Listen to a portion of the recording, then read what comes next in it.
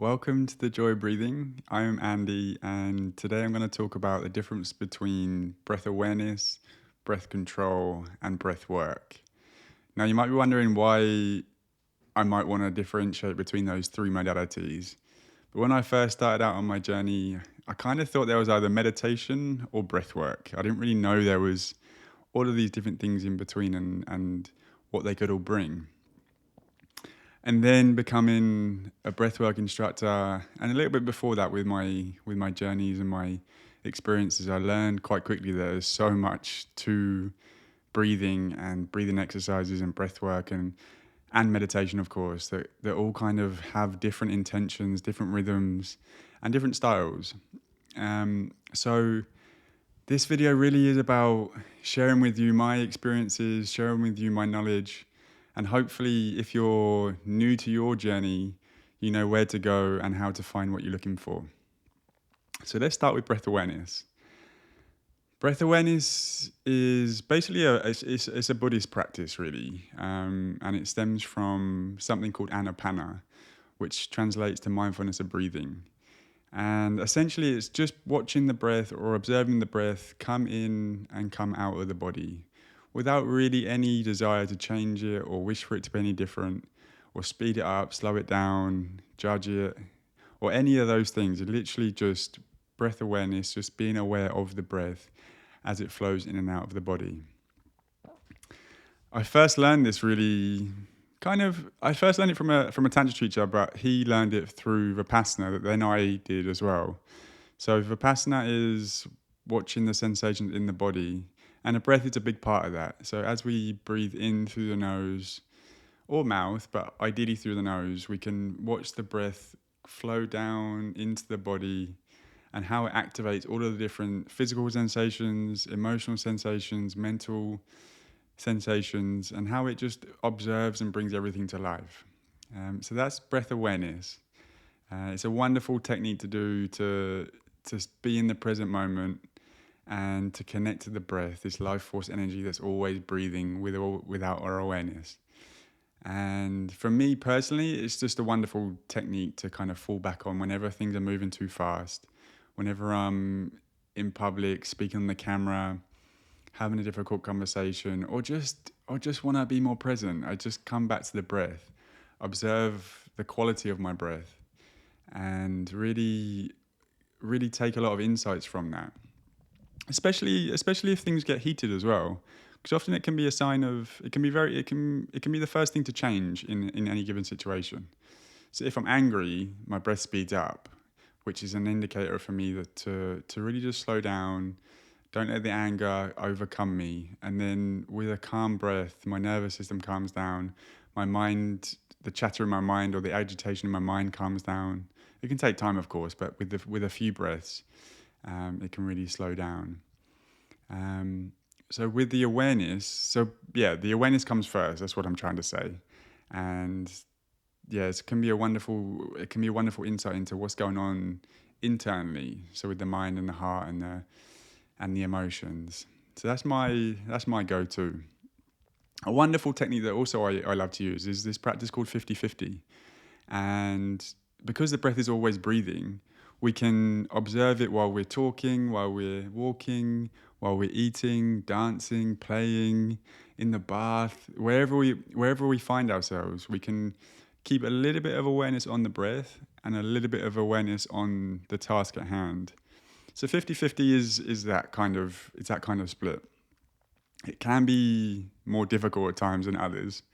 When I'm walking, it's a little bit easier to be 50-50. When I'm having a conversation, it may be more like 90-10 or 80-20. The percentage split doesn't really matter, but it's just a wonderful technique to try and play. So as you're listening to my words now, and as we're here together communicating with each other and speaking with each other, just try and practice it for the rest of this video. You can just see how your awareness, or how much of your awareness, can remain on the breath whilst also being engaged with the content that I'm sharing here. And maybe it's your first time doing it. Maybe you're an experienced breath awareness practitioner. It doesn't really matter. For me, the joy is always returning to this present moment, this new moment, and this new breath. And that's really the gift of breath awareness.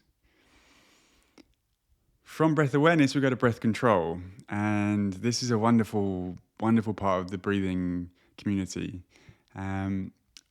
Primarily, it was introduced as pranayama exercises way, way, way back, 7,000 years ago, is when they kind of say that it originated from.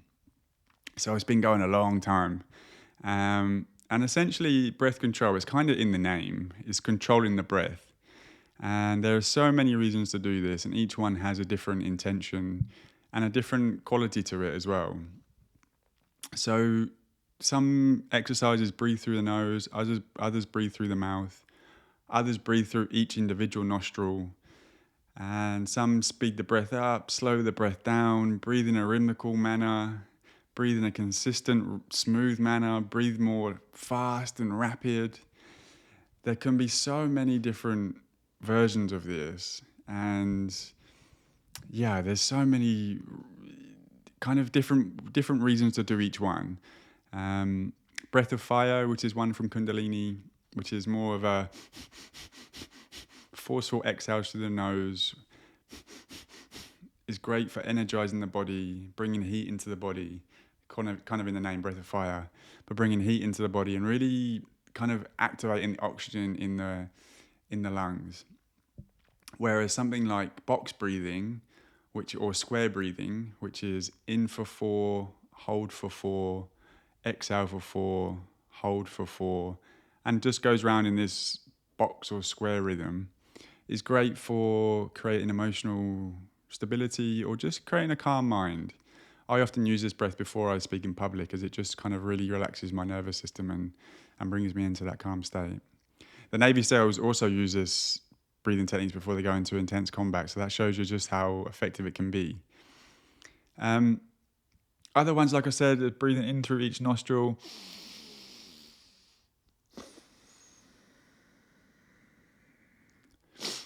And make sure you clear out your nose before you do that one. So yeah, there's loads of different reasons to do these breath control exercises. Most are pranayama. So if you hear of pranayama exercises, it's more leaning towards breath control. And really, it's a case of just, unlike breath awareness, breath control is really changing the state of our current situation, ideally to a better state or to a higher state. So whereas breath awareness is just watching the present moment flow in and out of the body, breath control exercises are taking that present moment and enhancing it. That's the real difference between the two. So if you are interested in breath control exercises and pranayama exercises and a 7,000 year history, there's a whole world to explore through yoga and breathing exercises and a bunch of textbooks that go into this in great detail. I also have a couple of blogs online that I'll send in the comments below that you can check out as well. So yeah, keep your eye out for those. And they're just little kind of exercises to play with during the day. Some might be better in the morning, some might be better in the afternoon, and also nighttime as well.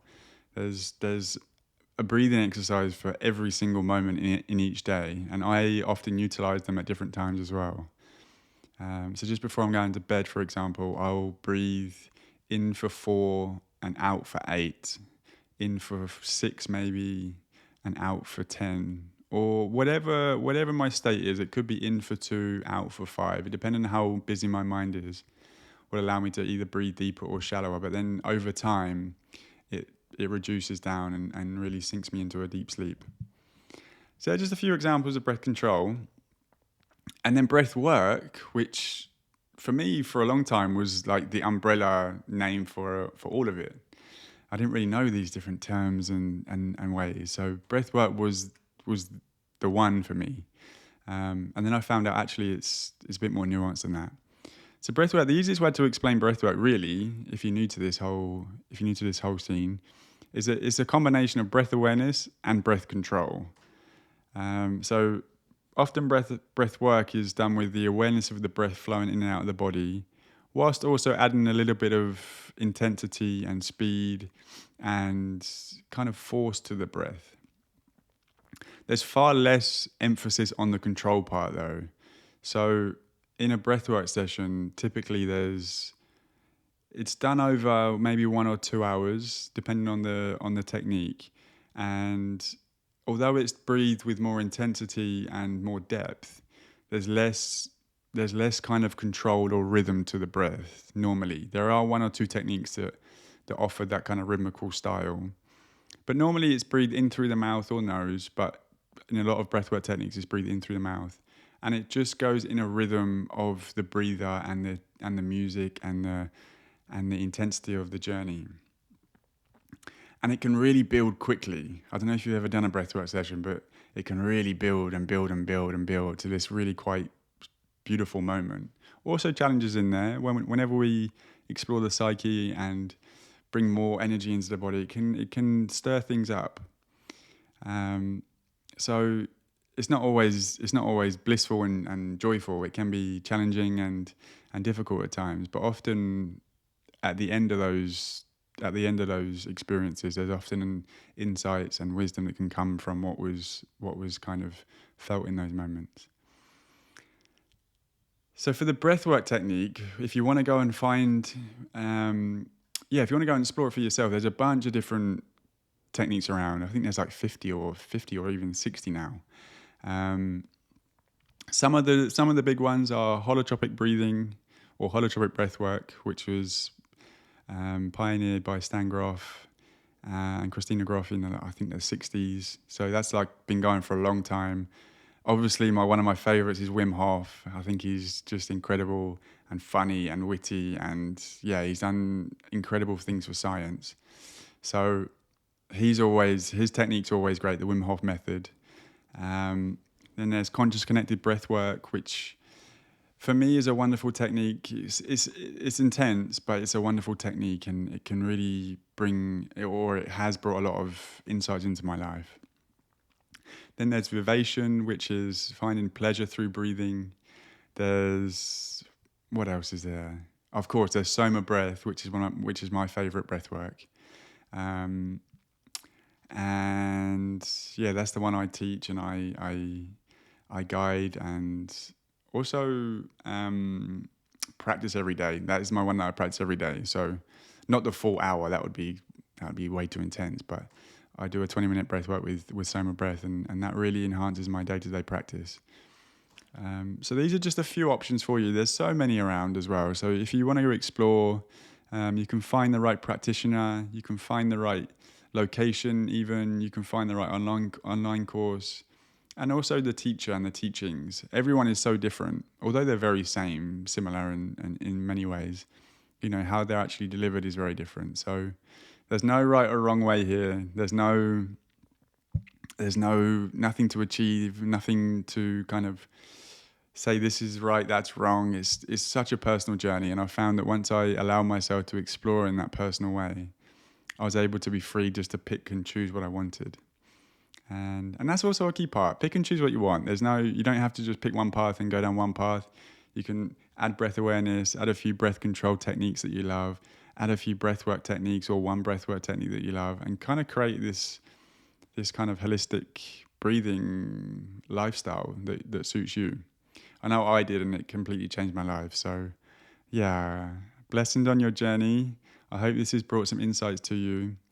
And let me know in the comments below if you have any questions around breath awareness, breath control, or breath work, and I'll try and answer them as best I can.